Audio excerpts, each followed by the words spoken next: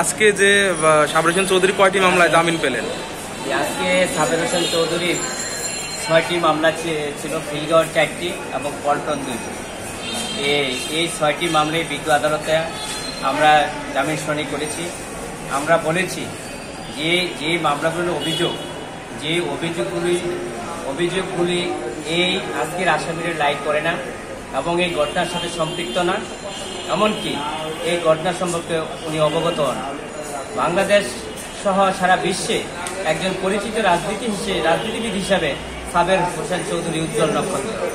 আমরা এও বলেছি যে উনি বারবার পার্লামেন্ট মেম্বার ছিলেন এবং সাবেক নৌ পরিবহন প্রতিমন্ত্রী ছিলেন, সাবেক স্থানীয় সরকার পরিবহন প্রতিমন্ত্রী ছিলেন এবং সর্বশেষ বন ও পরিবেশ জৈব কৃষক মন্ত্রী ছিলেন এবং সাবেক প্রধানমন্ত্রী শেখ হাসিনার রাজনৈতিক উপদেষ্টা ছিলেন।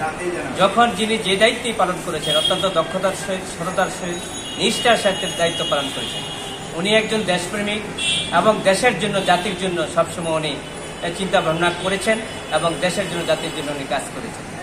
উনি শুধু বাংলাদেশ নয়, সারা বিশ্বের পার্লামেন্টের যে অ্যাসোসিয়েশন, সারা বিশ্বের এমপিরা সাবের হোসেন চৌধুরীকে 28তম প্রেসিডেন্ট হিসাবে উনি তাদের যে ইন্টারন্যাশনাল অ্যাসোসিয়েশন সেটা নির্বাচিত করেছিলেন। এই সাবের হোসেন চৌধুরী বাংলাদেশের মানুষের জন্য এবং জাতির জন্য কল্যাণ করে গেছেন এবং মানুষের জন্য সেবা করে গিয়েছেন। উনি একজন বিশিষ্ট পার্লামেন্ট হিসাবে মানুষের সুখে দুঃখে উনি কাজ করে গিয়েছেন।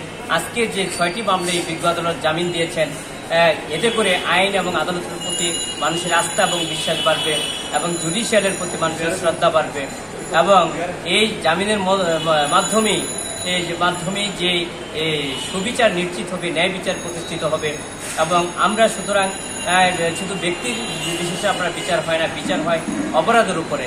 বিজ্ঞ আদালত মনে করেছেন যে এই 6টি মামলায় আসামির কোনো সংশ্লিষ্টতা নেই এবং শুধু উদ্দেশ্য প্রণোদিতভাবে, ষড়যন্ত্রমূলকভাবে, রাজনৈতিক কারণে, শুধু আমি প্রধানমন্ত্রীর সাবেক রাজনৈতিক উপদেষ্টা ছিলাম, বারবার এমপি ছিলাম, মন্ত্রী ছিলাম, সেই কারণেই আমাকে এই মামলায় সম্পৃক্ত করা হয়েছে।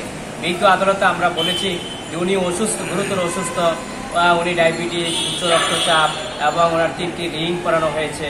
বিজ্ঞ আদালত আমাদের বক্তব্য অত্যন্ত মনোযোগ সহকারে, ধৈর্য সহকারে নিয়েছেন এবং পরবর্তীতে বিজ্ঞ আদালতের কাছে প্রতীয়মান হয়েছে যে মামলাগুলিতে আজকে যে আসামির সম্পৃক্ততা নেই, সেই বিবেচনায় উনি বিজ্ঞ আদালত সন্তুষ্ট হয়ে সকল মামলায় জামিন দিয়েছেন। আমরা সেই অনুযায়ী আইন মোতাবেক অনুযায়ী আমরা সকল মামলায় বেলবন্দ দাখিল করেছি।